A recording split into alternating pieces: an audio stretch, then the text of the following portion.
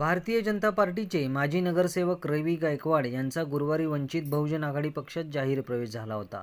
यावेळी राज्याचे राज्य उपाध्यक्ष, सोलापूर जिल्ह्याचे जिल्हा निरीक्षक प्राध्यापक सोमनाथ साळुंके, जिल्हाध्यक्ष चंद्रशेखर मडीखांबे, यशपाल सोनकांबळे, यशवंत इंगळे, चंद्रकांत शिंगे, राजकुमार वाघमारे आणि अशोक कल्लप्पा शिंगे आदी सोलापूर जिल्ह्यातील कार्यकर्ते उपस्थित होते। रवी गायकवाड हे सोलापुरात आले असता पक्षप्रवेश झाल्याबद्दल त्यांच्या कार्यकर्त्यांनी डॉक्टर बाबासाहेब आंबेडकर यांच्या पुतळ्यासमोर रवी गायकवाड यांना शुभेच्छा देत जोरदार घोषणा दिल्या। डॉक्टर बाबासाहेब आंबेडकरांचा विजय हो। बाबासाहेब आंबेडकरांचा विजय हो। दादा तुम आगे बढ़ो, हम तुम्हारे साथ हैं। बाबासाहेब तुम आगे बढ़ो, हम तुम्हारे साथ हैं। वंचित बहुजन आघाडीचा विजय हो। या प्रसंगी रवी गायकवाड यांनी बोलताना जे पक्षश्रेष्ठी ठरवेल तेच मी करणार आणि श्वासात श्वास असेपर्यंत वंचित बहुजन आघाडीतच राहणार असे सांगितले। तसेच प्रसारमाध्यमांनी पक्षप्रवेशाची दखल घेतल्याबद्दल सर्व प्रसारमाध्यमांचे आभारही मानले।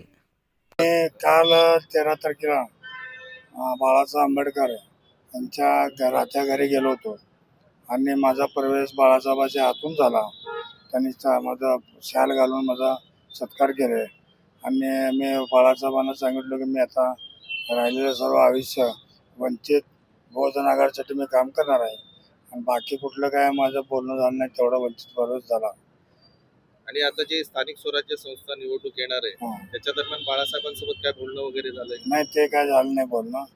बाळासाहेबांनी काम करा म्हणले, येणाऱ्या महापालिकेचा जवळ दिवस आल्यानंतर आपण परत एकदा बसणार आहोत म्हणले, म्हणजे त्यामुळं काय बोलणं झालं नाही। आणि किती सीट वगैरे लढवायचं वगैरे काय बोलले का त्याबद्दल आता येणाऱ्या निवडणुकीत? आता त्यांचं तर म्हणणं असं आहे, इथं काँग्रेसची युती होण्याची शक्यता आहे। आता काँग्रेसच्या माध्यमातून आता युती झाल्यानंतर तेव्हा वाटेघाटे होत आले। आता हे लोक वरिष्ठ लोक आहेत, सोमनाथ साळुंके सर म्हणून आहेत, त्यांनी प्रभारी आहेत तिथले आणि त्यांनी ते निर्णय घेतले। आणि आपल्यासोबत अजून किती जण येणार आहेत हे तुम्हाला काही कल्पना आहे? आता माझ्यासोबत तर 1005 कार्यकर्ते माझ्यासोबत आलेले आहेत पक्षात। अनेक जे लोक थांबलेत त्यांची मी का आज तर सकाळी आलो, आता इथून 4-5 दिवस झाल्यानंतर त्यांच्या गाठ्याबिट्या घेऊन त्यांना बोलून काय करतात। म्हणजे आता तुमची तयारी झाली असं म्हणावं लागेल सध्याला? तयारी म्हणजे 3 वर्षापूर्वीच झालेली आहे। ज्या दिवशी अमित शहानं बोलला बाबासाहेबबद्दल आणि चंद्रकांत पाटलांना बोलला बाबासाहेबबद्दल, तेव्हाच माझी मानसिकता तयार झाली की मला ही पार्टी सोडायची आहे आणि मला वंचित जायचं। या लोकांनी सर्व पत्रकार लोकांनी आम्हाला वंचित प्रवेश झाल्यामुळे उचलून धरले, त्याबद्दल मी सर्वांचं हार्दिक अभिनंदन व आभार मानतो।